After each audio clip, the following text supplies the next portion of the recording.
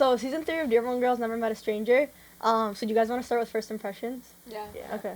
Okay, I'll do Jenna. Okay. So Jenna and I, you know how you have a cousin that's like your cousin, but they're not really your cousin? That's Jenna. And so we grew up together because we have like the same first cousin. So I've known Jenna all my life. So it's kind of cool seeing her like at home in Dearborn, but then also at U of M. Okay, I'll do Hamsa. So my first impression of Hamsa, we were both at a Dearborn High football game. Neither of us went to Dearborn High, typical. And we had a mutual friend, and I remember meeting her and her just being so friendly and welcoming. And I was like so nervous, but I just remember she had like a really warm energy. You're so cute. Okay, I'll do Cece. So my first impression of Cece was I was genuinely afraid of her. Like, genuinely afraid of her. I used to work at Brome, and she came in one time, and I went to the bathroom just so I wouldn't have to take her order, because I thought she would somehow find a way to yell at me. I didn't even know you.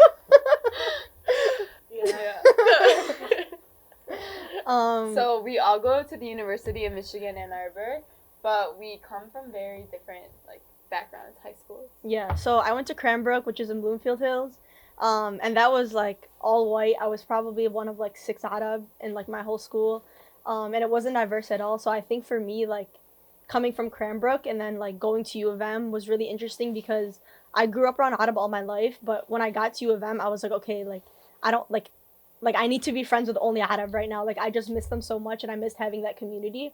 So I think when I got to U of M, I was like really, really excited to get involved like with the Arab Student Association, with Lebanese Student Association, kind of just like immersing myself in that. And so I like jumped at it right away when I could.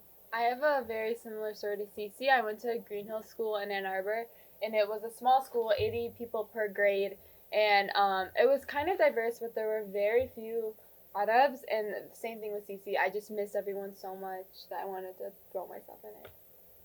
Yeah, I went to Edsel Ford in Dearborn, and it was diverse, but there weren't many Arab that I was friends with.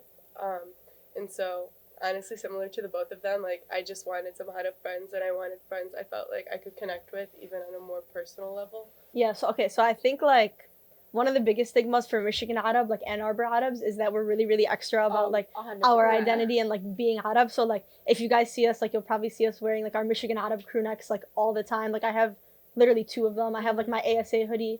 So I think especially in Dearborn, like Dearborn Arabs are like, oh, you Ann Arbor Arabs are so annoying. Like you guys are always repping, like whatever. So like, but the thing is, there's reasons for that. Yeah.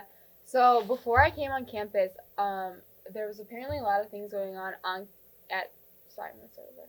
So when I came on campus my freshman year, people were so hyped up. Like I just remember coming in, there was so much energy surrounding our community, and that's because like the year before I came, Cece was a sophomore, I think. Yeah. Yeah, and then they call it, I guess, the year of the Arab, and like, cause so many movements were going on. One of them like was divest. It was divest is to form a committee that would investigate University of Michigan's investments into companies that contribute to the human rights violations of Palestinians, and there was also another one. Yeah, there was the We Exist movement created by students on campus for MENA students, Middle Eastern, North African, to have a racial checkbox on like legal documents, because we all know how frustrating it is to check off white or other on any document that you might fill out. Mm-hmm.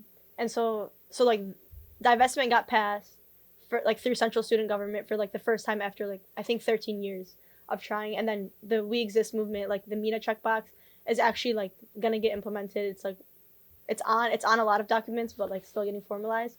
And then the third thing was EAS. So the sorority was founded in 2018, and I think that was like a really big deal for the Arab community because we didn't really have like there were so many places that we were getting representation, and Greek life was like one more place that we could have that we could like put ourselves out there.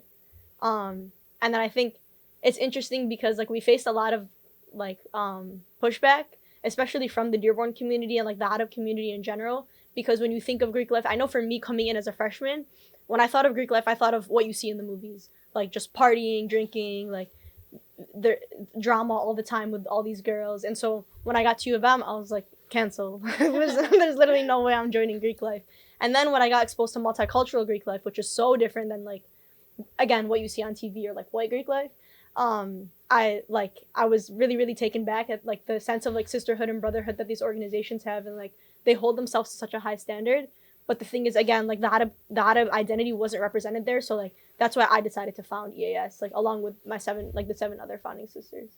Yeah, and then I decided to join EAS. So I'm in the alpha line of EAS, which is the first line. And I remember coming to, they had this thing called the Arab Fest, which is like festival, but like all the Arab organizations. And I saw EAS's stand, and Cece had told me about it before. I didn't really know what it was. And then I just saw everyone, they were so happy to be there, so excited. And I genuinely just missed having had the friends so much, and I just decided this is something I want to do. And also, one of their pillars is philanthropy, which is, I think, something that all of us care a lot about. And so when I saw that, I knew this is something I want to do, and my time would be going towards a good cause as well. I also joined. Sorry. Okay, I'm also a part of the Alpha Line, and I joined EAS because of the mission and the diversity that is in it. So before coming onto campus, like rushing white sororities was genuinely something I would have considered. It's just what I grew up with, who my friends were, but something about it just always really kind of made me feel uncomfortable. And so this summer going into my senior year, I met one of the founding sisters who was my friend, and she would always talk to me about this Arab sorority and like how she's creating it and the missions and the values, and it just made me really excited to come onto campus and like do something that I wanted to do within my comfort zone, I guess, like with who I'm comfortable around, and it was more me, if anything. And then at Arab Fest, I saw all the girls, and they just all looked so happy and like friendly, and honestly, the diversity of it, I felt like I was walking into a space that was made for me, because coming from like a Syrian and Druze background, like there aren't many people here, and there's not like much diversity among Arab, so yeah. And that was just so, EAS is just another space where we were being so loud. Like on campus, there's always events that the Arab Student Association holds. Like, for example, we painted the rock, and there's this rock in Ann Arbor that all these organizations paint, and we went up there, everyone painted their flags, like different sayings on there. Like, it was just such a fun night for us. And then the next day, we literally, within the next morning at 8 a.m., we come and the rock is painted over. And like the Palestinian flag is crossed out, and Free Palestine is crossed out and painted over. And that was something like that shook our whole community kind of, because we were just doing it as a celebration of being proud of who we were, and that was kind of a slap in the face. Yeah, but we bounced back. Yeah. So basically, so that happened that morning, and like people were texting in like our Arab Wolverine, of course it's WhatsApp, our WhatsApp group chat, and like saying like, oh my god, the rock got painted over, like Palestine got painted over, Free Palestine got X'd out. And like Jenna said, I felt like I was really, really upset. Like I was about to walk into class, and I was like, bro, like did this actually just happen? Like it wasn't even a day, you guys. Not even. Yeah, and so, but it was really cool because that night, like we pulled up to the rock, like I pulled up playing Dummy Falastini on my car, like blasted all the way, and like we painted over it again, and we didn't paint anything like negative against the people who painted it, because we're better than that. We didn't even paint over their stuff. Yeah, we literally painted around it, and like it was really cool because that night, like I know people were giving speeches about like being Arab or like being Palestinian specifically, and like what that means to them. And so like I think like for us, like when you attend a predominantly white institution, and like you're PWI. Yeah, and like a very Zionist institution, like it's really hard to be Arab in these spaces, especially because we have an invisible identity, and like people don't know who Arabs are half the time. Like I had to explain to so many people that I'm not white, and like what being Arab means and where I'm from. And so I think that's why like we feel the need to overcompensate for our identities and always wear like our Michigan Arab sweaters, or like always get together and do these types of things, because like we're so proud to be who we are. And I think especially like coming from Dearborn, like it makes us 10 times more extra. Yeah. And that's why like when you say, oh, you're so Ann Arbor, it's like, yeah, I'm so Ann Arbor, but it's for a reason. Like I'm so loud because things like this happen all the time. Exactly. And we're constantly having to like fight for our space and fight for our representation, because it just historically has not been there, but it will be. It's about to be. Yeah. And then I think for like EAS specifically, founding it was, again, like I said, it was kind of difficult, but now like when I walk into like multicultural Greek council meetings or whatever, like everyone knows who Arabs are now. Like all of those people and all of like their sisters and their brothers know who like what being Arab means and like what we do, especially like after our banquet. And like all of the types of events that we hold, So Yeah. yeah. And I think EAS is such a special place because as an Arab person, we all know that our identities are politicized all the time. In every conversation, that's the first thing somebody brings up. And it's a space where we're an apolitical organization. So it's just a space for us to celebrate our culture and to organize without having the pressure of always having to be like the representation for, like, I guess the whole Middle East. And as an Arab person, it's a great space to have.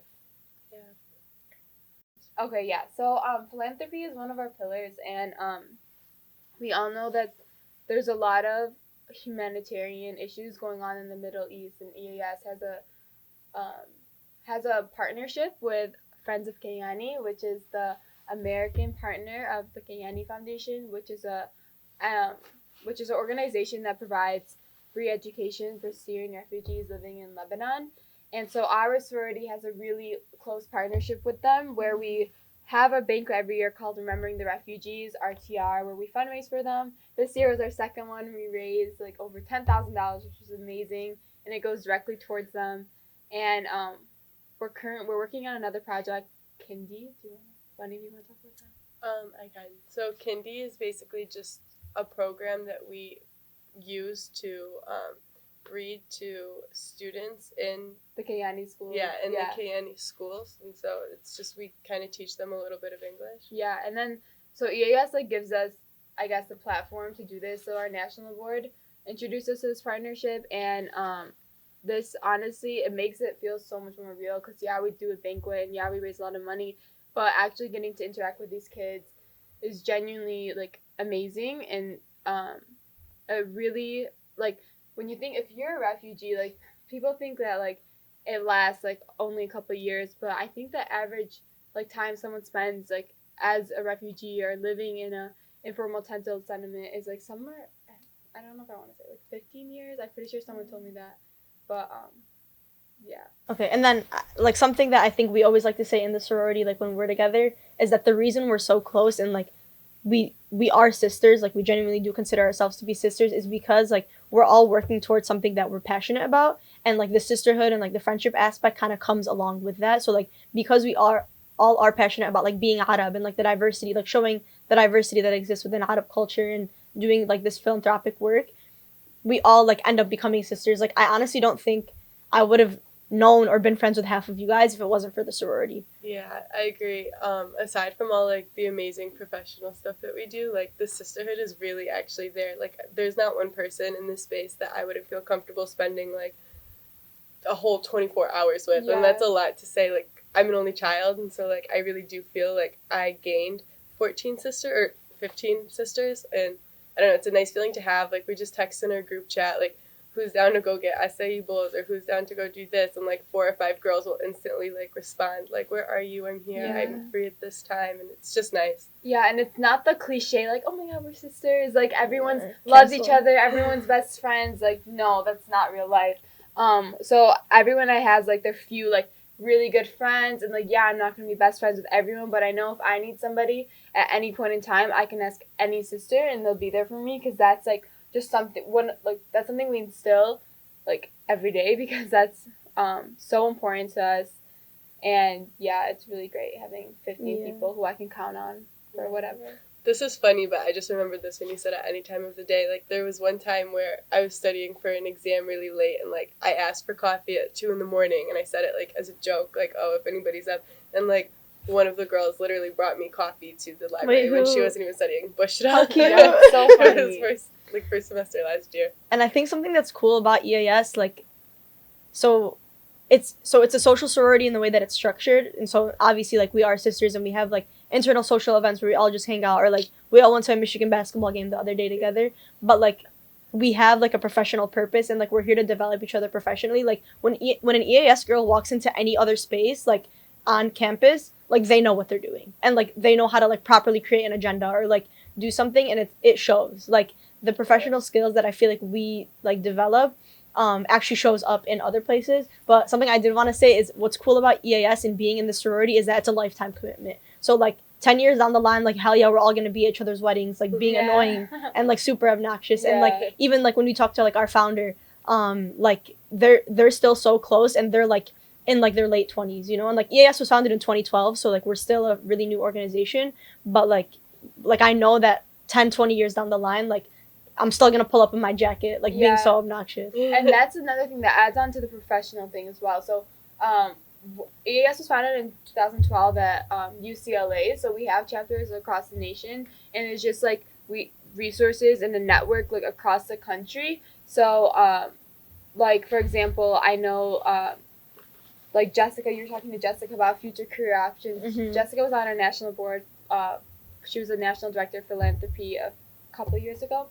And for example, like Sally, who's our alumni advisor, she graduated last year and is now living in Florida. And she's someone who I constantly call for advice. She's getting her PhD in psychology, so she's genuinely the perfect person to call. She'll connect me to whoever. She's also on the national board. So this, like, in other MGC and other, like, sororities, you see that, like, generations of people are in these organizations, and it just gives you, like, hundreds of people to be connected to with opportunities, advice, and it's something that the Adam community doesn't really have right now because Greek life is so new, and I just can see the long-term effects, the positive effects of our org, because we all know, like, we talk about this all the time, in 20 years, 30 years, we can't wait to, like, come back and, like, give these girls advice, help them out with, like, their professional, like, aspirations, so it's just something we're all really excited for. And the fact that it's Arab women, like, you're seeing Arab women represented in these spaces, like, I think for me is so important. Like, I wouldn't think, like, half the things were, like, possible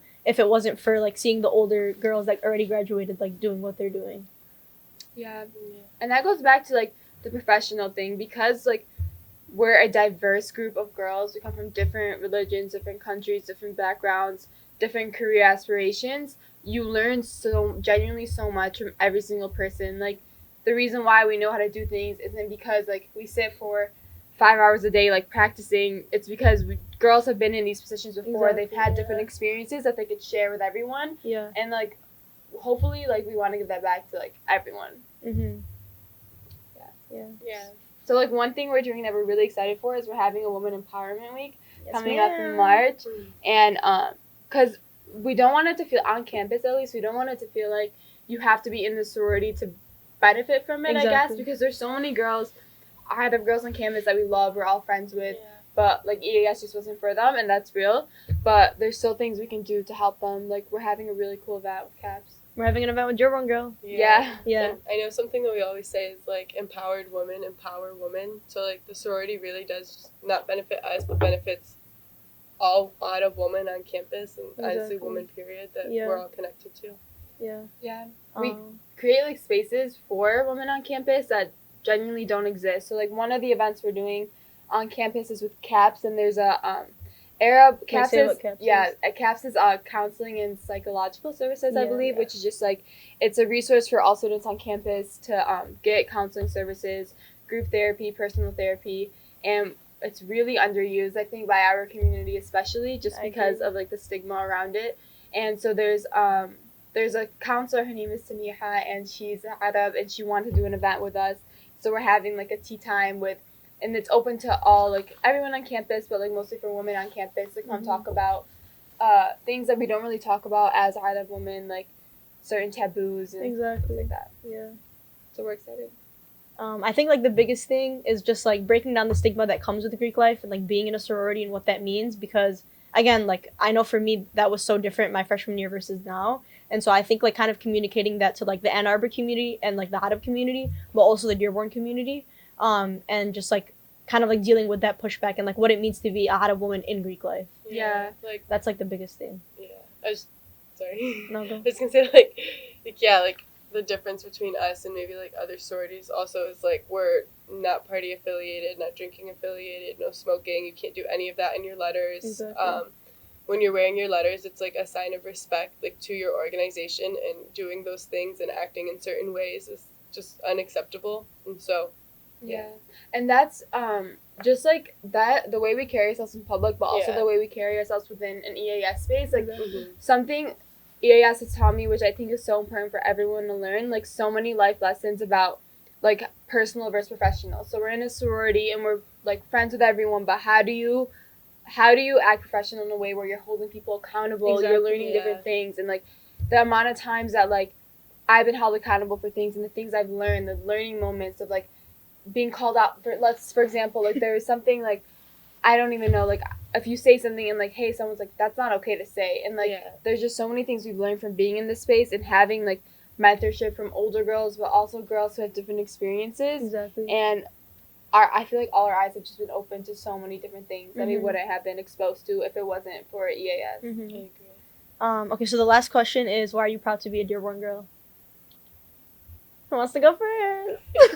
Okay, I can go first. So I'm proud to be a Dearborn girl because, I guess like over so many generations, I feel like we're just a family, like as a whole community, and there's honestly not a community closer than the Dearborn community, and that just makes me so like loud and proud to be from Dearborn. I'm proud to be a Dearborn girl because of the diversity of what it means to be a Dearborn girl. Like, you can really make it anything that you want to make it, and I love how our community really gets together in times of tragedy or in times of happiness, and no other community can do that. Like, no other community can instantly all come together for a protest about something we all care about, or like a funeral for somebody that everybody loved. Like, it's just such a tight knit and nice community. Yeah, I think for me, like, what's cool about being a Dearborn girl is that you're always a Dearborn girl. Like, if let's say I end up in like California in 2 years, and if I meet someone from Dearborn, like, it's over. Like, there's just like such like an association like with being from Dearborn and like the culture and community that comes with that. That's like, voila, it's like so unmatched. And honestly, it's widely known. Like, exactly, like we're so obnoxious. Things like DG are putting it on the map. Exactly.